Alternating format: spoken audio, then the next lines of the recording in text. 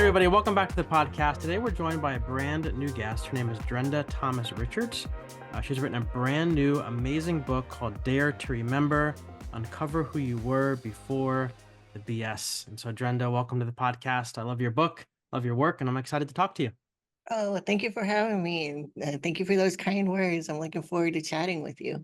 Yeah, for sure. So before we get into the book, I'd love to hear a little bit about your story, if that's okay, as much or little detail as you would like to give, because you share a little bit in the book, obviously bits and pieces, but I know you're a spiritual teacher.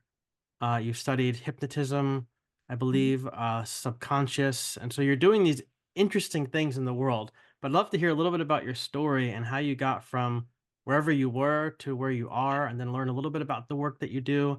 Then we'll dip our toes into this book and see where we end up. Sure, all right. Wow, don't even know where to start. Right? Uh, so I was raised in a pastor's home, a second generation preacher's kid, in a very legalistic, dogmatic, conservative. It was interesting. We're very conservative and legalistic, yet it was charismatic, and Hmm. we believed in the supernatural and all that stuff, but not too much, Right. because evil's there and is going to grab you. Yep. And so you couldn't. There was a lot of laying on of hands and speaking in tongues, Hmm. and there is the supernatural, but let's not go there. Hmm. So there was a lot of questioning as I was growing up. I didn't understand a lot of the things, why some things were okay later in life that weren't okay when I was a kid, like makeup and earrings. I couldn't wear that as a kid, but as I got older, I could. And it was like, well, if I couldn't, if it was wrong then, what made it right now? Hmm. And just questioning a lot of that and not getting really good answers. Hmm. Yeah. Is so That's common in that world. yeah. So then when I went off to college, I just went crazy because I'd been so restrictive, and Hmm. I in our world we call it backsliding. So I lived for the devil or backslid or whatever you want to call it for many Hmm. years. And then came back to the church, came back to I never gave up on God, but Hmm. I still loved him, but I wasn't acting like someone who loves God. And and so I made a deal with God that if he was really real, that and he did these three things for me, that I would serve him. And so he did two of the three things within just like a few days. And so I was like, okay, I'm going to do this, but I can't do it like I was raised. So I Hmm. found street ministry. And so I was going on the streets, the gay pride parades to Super Bowl things. So a lot of events, and just sharing love, not the posters that said you're going to burn in hell, blah blah blah. Hmm. It was just loving people and meeting them right where they were. Hmm. But that's where I realized how much the church had hurt people. Hmm. And you really can't talk to somebody when they've got this wall because they've been so hurt. And so it's just trying to help them realize that the church and God are two separate things, Hmm. and that God still loves you whether the church likes you or not. Whether the church thinks you're acceptable or not, God still loves you, still has a plan and a purpose for your life. Hmm. And so hopefully that planted some seeds there, that people were still loved and um, still salvageable. Hmm. And then I had a strip club ministry as part of that. So we went into this for about 20 years. I was going into the strip clubs of Houston, Hmm. taking gift bags to the dancers, just loving them, not asking them to get out. If they wanted out, we would help them. We had clothes, we had people to help them with resumes, we had people to help them with interviewing skills. But if they didn't want out, there was no pressure to leave. It was Hmm. just, we love you where you are. We're praying for you. A lot of when I went into it, I thought it was just going to be for the women, and Hmm. we ended up talking and praying with as many men Hmm. as we did women. And so it was I had a great time. I met a lot of interesting people, Hmm. and the church, some of the churches accepted it, some people didn't. I didn't care because I knew it was what I was supposed to be doing at the Hmm. time. And so moved forward, and a lot of things happened in the church, and I finally was just like, okay, I'm done. I'm done with all of this. I'm done with the charades. I'm done with all the big productions. I still love Jesus. There's more. I'm not sure what there is. And I joined a transformational coaching program, which opened my eyes up Hmm. to some of the what we would call woo. And that's when I was introduced into hypnotism, and I was having some challenges with money issues, and so I went to a hypnotist, and it was amazing. I It wasn't the devil getting me, and it was all of that fear because Right. hypnotism is of the devil. You're opening up your mind, and the Yep. devil's going to come in and grab you. Yep. And that's not what happens, because when you're being hypnotized, when you're in hypnosis, you still know what's going on, and you can say no at any time. You can Yeah. stop it at any Huh. time. So it's not like your free will has walked out the door, Huh. or I've taken your free will. Yeah. You still are fully aware.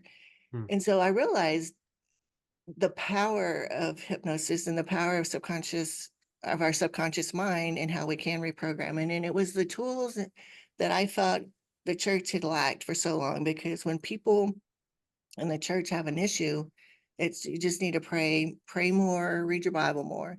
Well, no, that's not that isn't always the solution, and Right. it's not a really good solution at times. I need legit stuff to get rid of the crap that's been building up. Yeah. And so that was where I was like, okay, so they're wrong about this too. So, and just exploring from that, it just kind of grew from all of that. And Mm. it's it's been an amazing journey. That's awesome. Yeah, I didn't know. I mean, hypnosis, like we watch TV, you watch movies, even cartoons, right? Like I was watching Tom and Jerry with my daughter the other day, and she's like, "Why are his eyes like all like squiggly like that?" I'm like, "Well, because they call it being hypnotized, and so he's like has no control over himself because that's what you see in the movies and the cartoon and stuff." So I Hmm. didn't really know that. I didn't know that when you were hypnotized, you were still aware and had Hmm. full control, so to speak, and the ability to say no to something.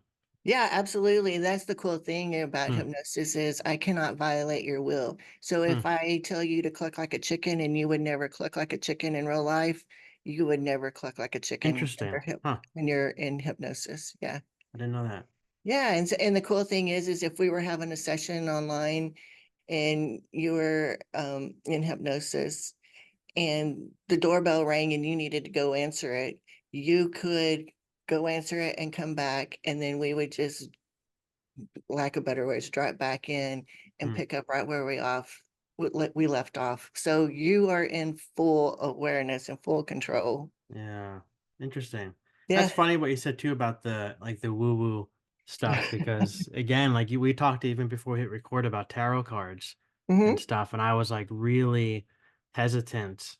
Someone reached out to me who her name is Brittany Muller, I think was her publisher, reached out, and she's Catholic, and she wrote a book about tarot and how the different cards relate to different verses in the Bible. And I was like, oh, this feels like a safe way for me to kind of dip my toes into the water, And so I read the book and I was like, all right, well, I'll get a deck of tarot cards, I guess. So I got them and I'm like, this feels, the little Christian soldier was inside going, the devil's going to come into your life. And so then I had other people on the show and they started to talk to me more about it. And I was like, oh, this isn't scary. Like, a lot of these pictures on these cards are very similar to what I learned in my Bible classes growing up about different Bible stories and the parables and the archetypes that we find. So kind of broke down all those different walls. But, it's funny what you said about, how the church ingrains these things in us and we carry that forward with us and we become really afraid of this stuff until, we actually experience it for ourselves and we see that maybe it's not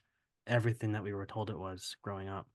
Yeah, and that's what I need to look at that up, because I had not heard that some of that goes back into scripture. So I'll need to look that up. That's really helpful.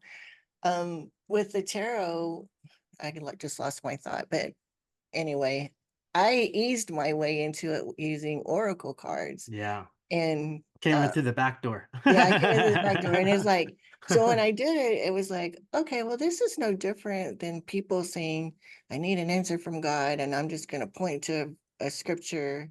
I'm just going to open my Bible, and wherever it lands, that's it. Right. It's like, okay.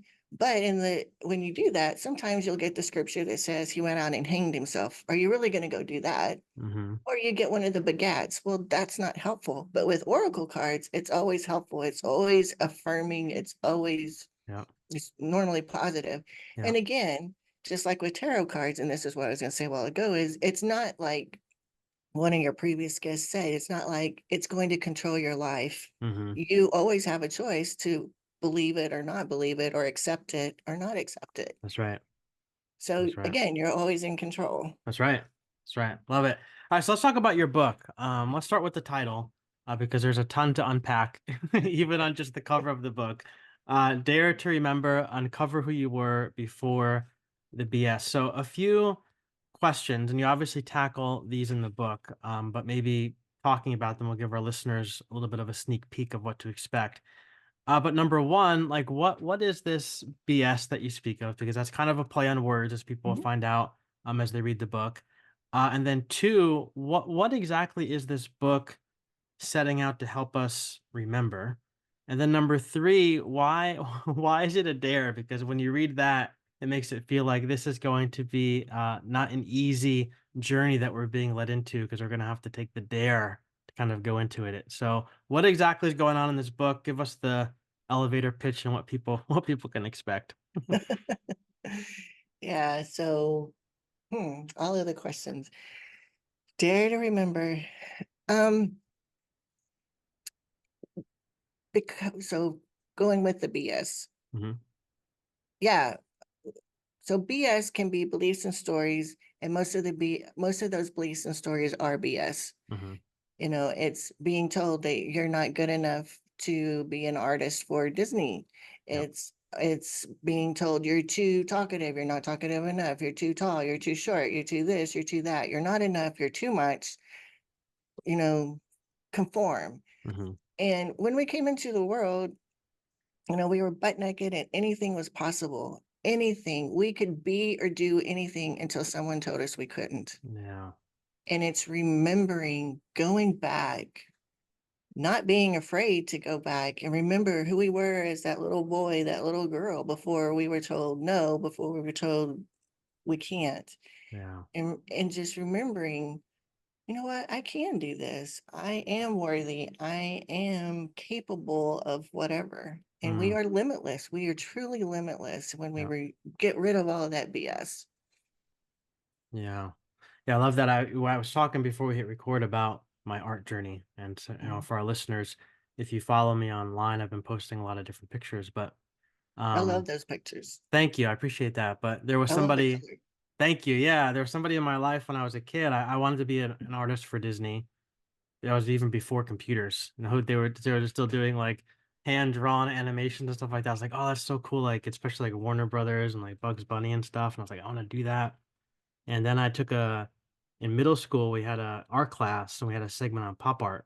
And I thought it was the coolest thing because it was like all these bright colors and like I just love color. And I was like, this is the coolest thing.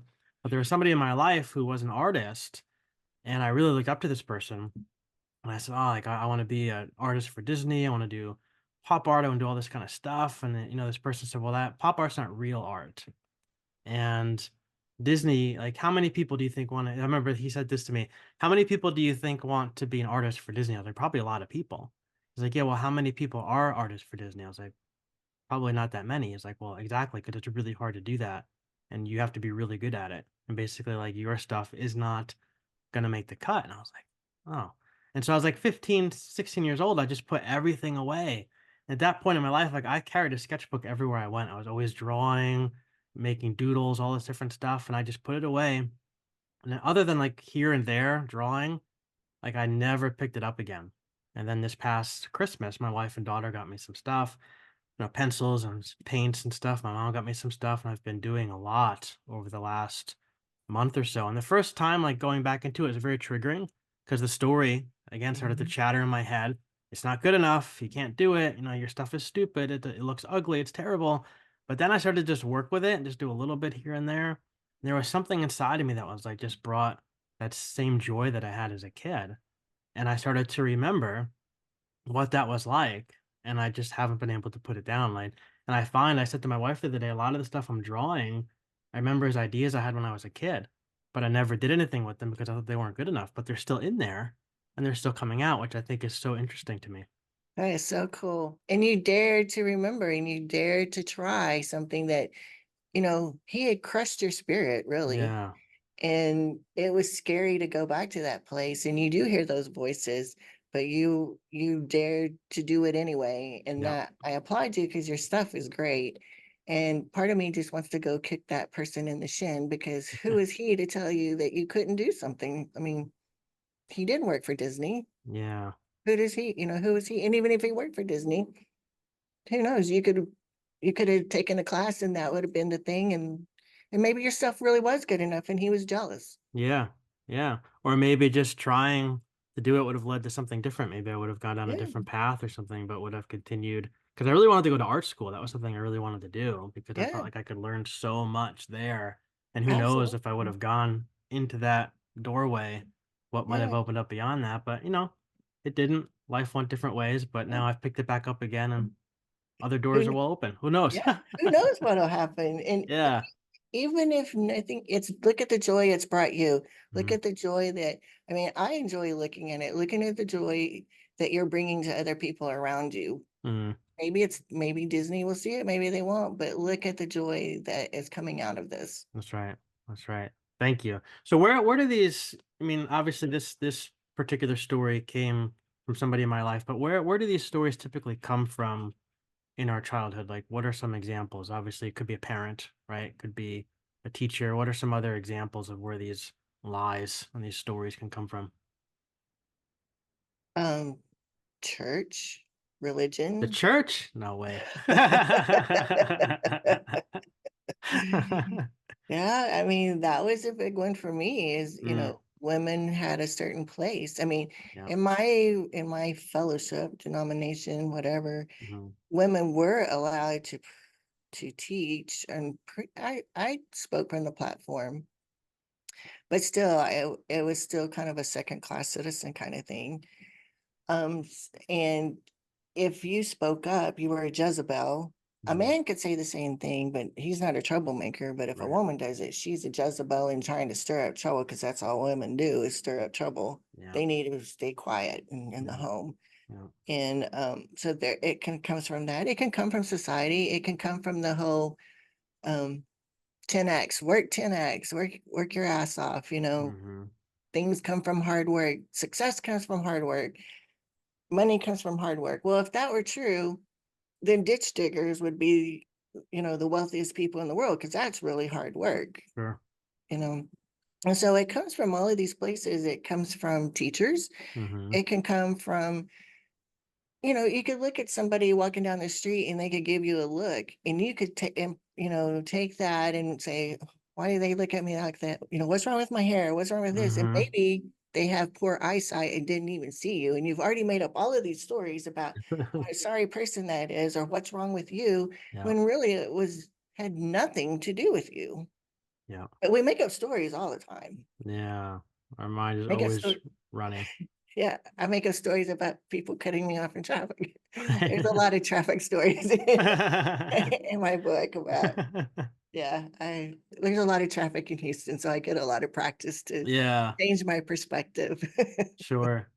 Yeah, when I was reading the book, I was thinking about just my own upbringing, and I was thinking about how, if I could just share a story from my own life again, um, a lot of the beliefs, a lot of the BS, a lot of the beliefs and stories that I have, I feel like come from the church. I grew up in a private Christian school, so from the 4th through 12th grade, and it was very fundamentalist. It was very evangelical.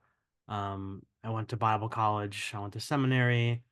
I pastored a church. I went back to seminary because I didn't have enough the first time. And so a lot of the messaging I got, and even that I passed along to other people from behind the pulpit, is that we're born sinful and we're evil in God's eyes. We're far from perfect. Our sin makes God angry. Without Jesus, we're hopeless, we're wretched, we're nothing. And so I grew up with this belief that, again, I'm not good enough. And then you compound that theology with people in my life, like the art person, constantly making me feel like I could never measure up.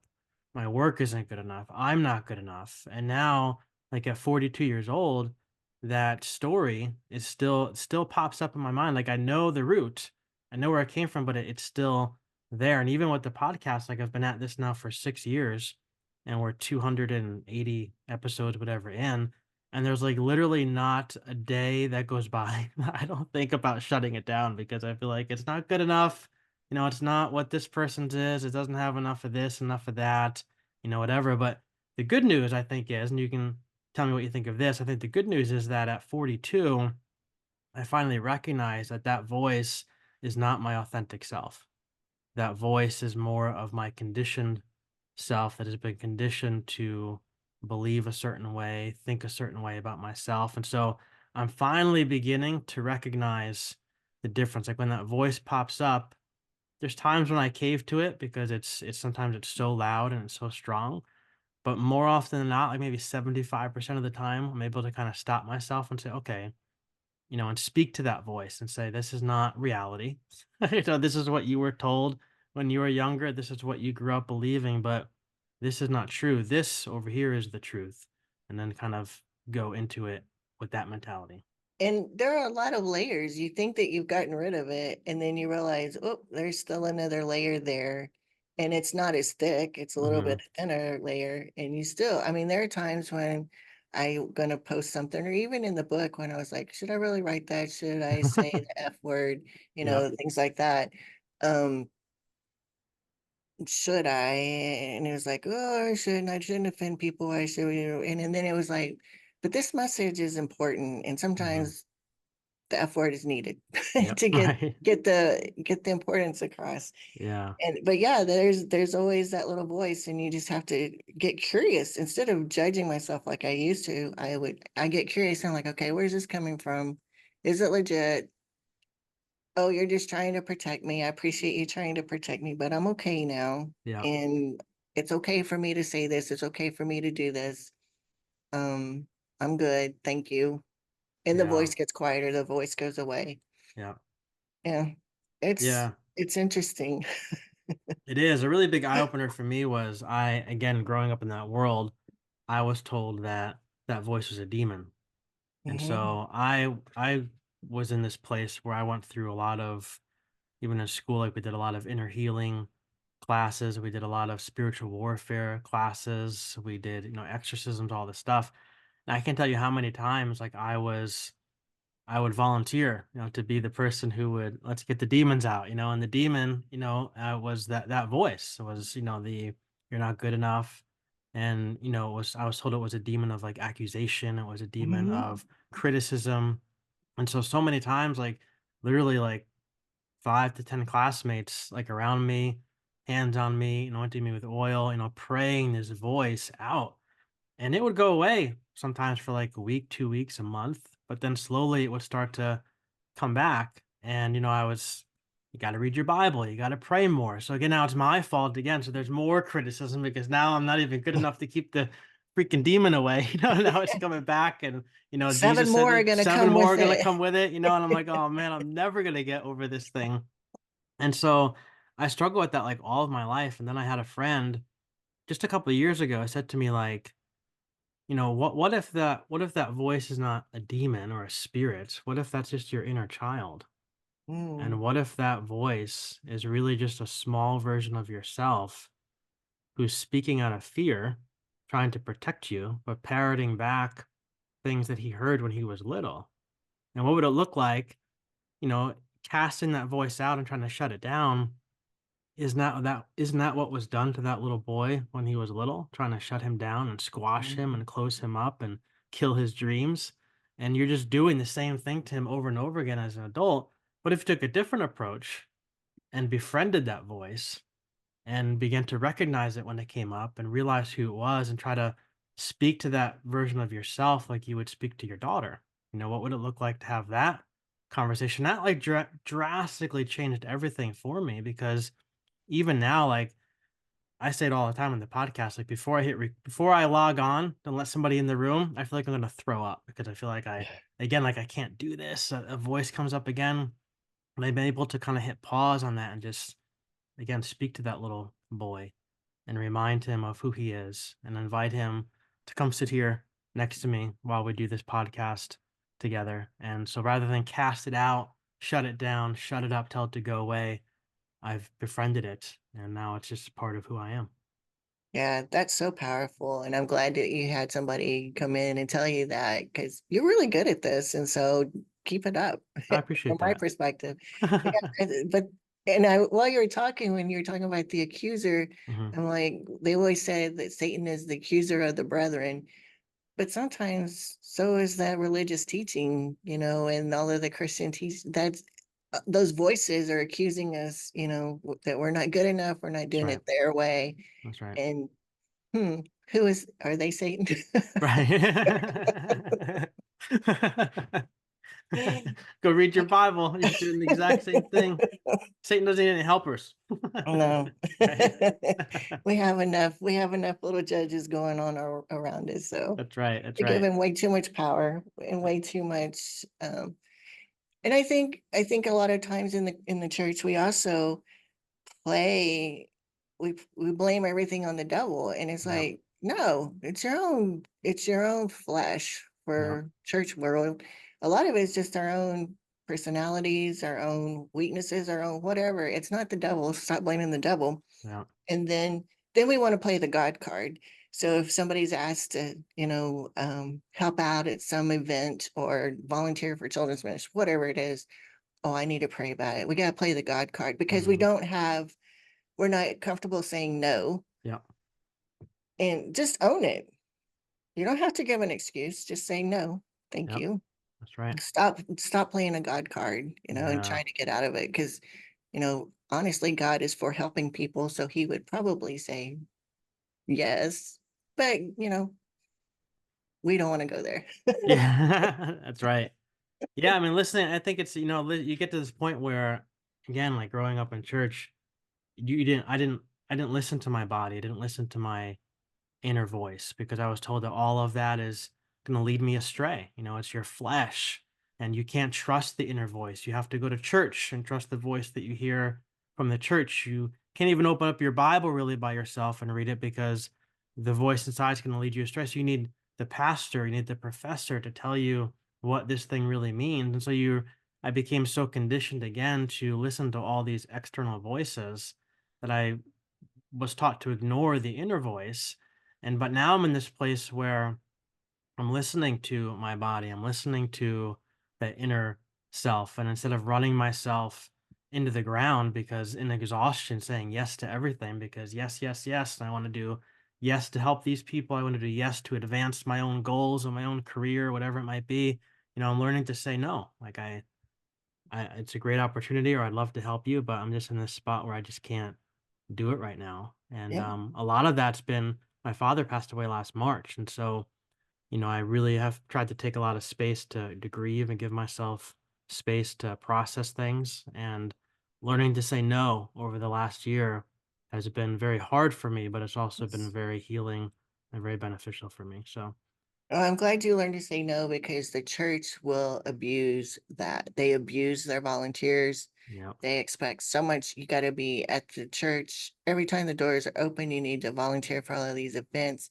We love you when you're volunteering and we'll promote you and we'll talk about what a great heart you have. But the first time you say, I need to stop, I need to go do this for myself, you're shunned. yeah, You no longer are on the pedestal or whatever. You're and maybe one time is okay, but if you miss two or three times, you're done. We're on to the next victim or the next volunteer. yeah, And we do need to set boundaries. yeah, And we've got to protect ourselves. We've got to protect our energy. We got to protect our emotions. And yeah, we were taught the heart above all else is deceitful. And and in my world, we believed in the gifts of the spirit, the speaking in tongues, the word of knowledge, the word of prophecy. And but it had to be done a certain way or it wasn't God. And those things could only happen in the church. Or maybe if you were in the grocery store and you saw somebody, you would feel God move on you to speak to somebody and give a word for them. hmm, And that's all great.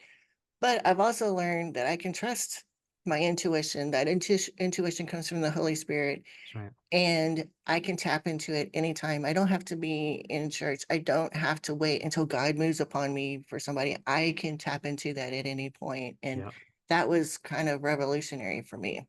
yeah, yeah. I mean, I remember I had a pastor who back when I was doing, what was I doing? An internship, or I was trying to get into an internship or something like that. But the pastor was like, you gotta be present at this thing. You've got to do this. You got to do this. You got to do this.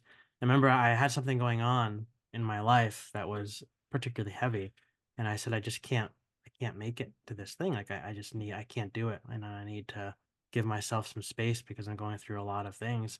And I got the guilt trip, of like, well, you want to be in full-time ministry one day. You want this to be your career. You want to do this thing. You've got to show up. You've got to do this, and you're not going to get paid for it because you're just an intern, but you've got to do it. You got to kind of show that you've got the drive, you've got the gusto. And I was like, yeah, but like even Jesus rested. Like even Jesus pulled away from the crowds. Like even Jesus went up to the mountain. Even Jesus couldn't take it anymore for a little while. Like I think that's normal. Like I don't feel like it's normal to just keep going and going and going to prove yourself or something.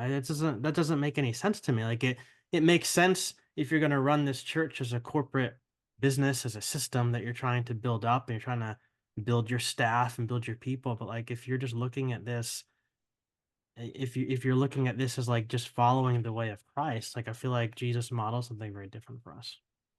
Oh, let's not confuse Jesus with any of this. Right. Yeah. Yeah, I know. It's a lot. We never went on vacations as a kid because my dad didn't want to be away from the church. Or if we went on vacation, it was just a couple of, well, there's only Thursday, Friday, Saturday, but Saturday Mhm, you need to be so okay, well maybe we do Monday, Tuesday, but then there's Wednesday church. And so we could hardly ever go on vacation because my dad didn't want to miss church. And then if we mhm, did go somewhere and just happened to be gone on a Sunday, which was probably like two times in my whole childhood. We had to go to church wherever we were, wherever we yeah, were. yeah, We could not miss church. And it was just like, can we get a break here? I mean, some of yeah, these churches are deader than dead. What am I getting out of it? Just right, showing up? yeah, That's nothing. It's a waste of time. right. Is God even here?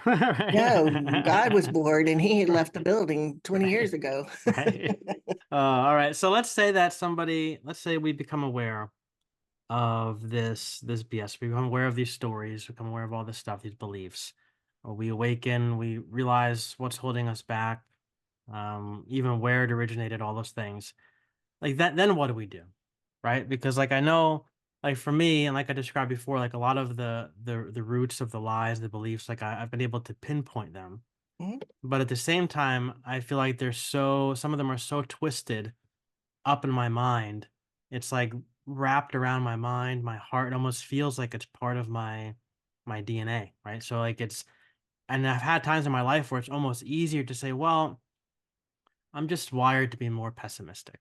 Like I'm wired to be a warrior. I'm wired to be this or that or whatever. Like it's just the way I am. And it's easy to say that, I feel like when those beliefs are so ingrained into who we are. So again, back to the question, when we become aware of the beliefs and become aware of the stories, we realize how tied up they are, then what do we do? Great question. So some of it is superficial, and just being aware of it, you're like, oh, okay, Hmm. well, that's just BS, and you can just move on. And Yeah. sometimes it's just easy as awareness. Sometimes it's more deeply ingrained, more twisted together, like you're Hmm. saying. Sometimes it takes journaling it out. Sometimes it takes doing some meditation, getting silent. Sometimes it takes going to a counselor or Hmm. a hypnotist or things like that because it becomes so deeply ingrained, and there's really, I'm not going to say there's no other way to get rid of it, but it's the quickest way to get released from it, I Yeah. think. But I mean, it's a spectrum, I think. Hmm. But Yeah. being aware is really kind of revolutionary in a lot of Yeah. respects because we've just gone along, we've just plodded along, we've listened, we didn't even know that there was another way. And then all of a sudden we're like, oh, wait, I don't have to think these thoughts. These That's aren't, right. I'm the thinker of my thoughts. I can stop it. I can change my thoughts. I can change my perspective. I can change the story around this. I can tell a story that, just like I talk about in traffic. I can either say that guy is a jerk, or I can say maybe he's in a family emergency and that's why he's cutting through traffic? Yeah. Which one empowers me? Which one gives me a better feel for the rest of my drive? Yeah. Cussing and flipping people off, or saying, I hope everything's okay with him. Yeah. And sometimes that's Mm, enough. But mm, then the more deeply ingrained usually can take a counselor. For me, I think hypnosis, mhm. subconscious reprogramming is more, I don't know that it's more effective, but I think you can deal with a lot of things in one or a few sessions, and it doesn't require decades of therapy. Yeah. It's just fast track. Yeah, let's fast track this thing and be done. Yeah.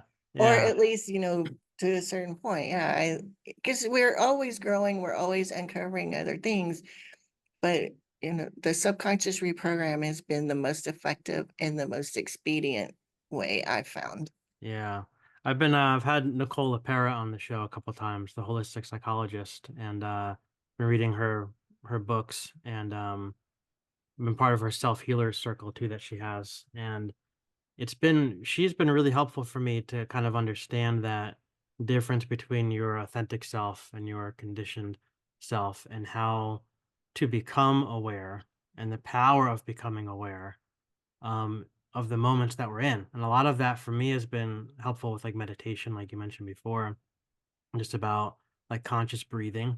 And Hmm. one of the things I learned from her is that like when your nervous system is like out of control and your mind is racing and the stories are going 1,000 miles an hour in your head, like your nervous system is holding on to some kind of maybe trauma from your past or something like that, and you're reacting in the moment to this thing that's happening to you and your mind is going crazy.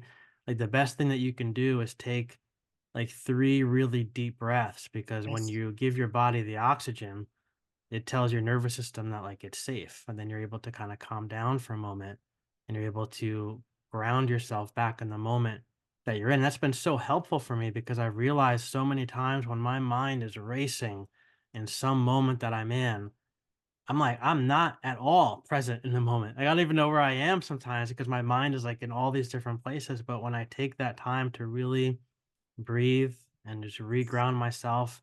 It's hard, but at the same time, it's so much easier to make a different choice about how I'm going to react, what I'm going to do, how I'm going to approach this situation that's in front of me. I've been helping my daughter with that as well. She's 6, like I said before, and she's learning about her very big emotions that she has, whether it's sadness or anger, whatever it is. Like she just can go from 0 to 1,000 miles an hour. So we've been talking about the importance of taking deep breaths, and so we've been modeling that together for each other. And I'll sit with her in her room. So, all right, let's take 3 deep breaths, and let's just not say anything until we take our deep breaths. And then we take our deep breaths. And I said, now we can make a different decision about how we're going to approach cleanup time or getting ready for bed or whatever it might be. And it's been so helpful. Like I've noticed in her like a real change and a real difference, because again, her mind's going 1,000 miles an hour, whether she doesn't want to get ready for bed or whatever it is, and she wants to do all these different things. She's not grounded in the moment, but we take our deep breaths, we ground ourselves in the moment. Now we can approach bedtime differently. And it doesn't work every time, but it's much better than it used to be. It's rather than trying to wrestle a 6-year-old into getting ready for bed, now we can really talk through it, and we can really, I think, have some tools that will hopefully help her as she grows older, has to deal with other things as she gets bigger. Yeah, absolutely. I'm glad you brought that up because breath work is very, very helpful. And, you think about breath work, how can that help? Right. But it's amazing because first of all, you're pausing, Hmm. you're present. Yep. And that's, when we're present, we're not worried about the past, the guilt and shame and all that stuff. And the future is where all the anxious thoughts come from. If we're present and can just pause, that's huge. And Yep. then the breath work, while you're focusing on your breath, you can't focus on anything else. And you're Hmm. actually exhaling. Because I find myself sometimes during the day, I'm all tense up and I realize I'm really not breathing. I haven't even exhaled. And it's Yeah, just like, right. oh, okay, yeah. But it also gives you that gives you that moment where you can just pause and respond instead of react. Yep. And I think I talk about that a little bit in the book, is about there's a huge difference between responding and reacting. And responding, you're coming from a place of power. Reacting is just like, ooh, emotional and wherever. And we've been taught, especially in the church, to stuff your emotions, don't trust your emotions and stuff. Emotions are basically a GPS, you Mhm. know, they're it's telling you possibly that something is out of whack, that maybe you're out of alignment, something's rubbed up against you and it's just not right. Instead Yeah. of stuffing it and not looking at it, what if we're like, okay, where's this coming from? Oh, this, and then we can deal with it. So I'm glad that you're teaching your daughter to let those, because we don't want to stuff them, because then disease comes from all of that, because the body keeps the score. Great Yep. book. Yep. And so we don't want to stuff the emotions, because that's not helpful either. Let's let the emotions, acknowledge it, let it move through our bodies.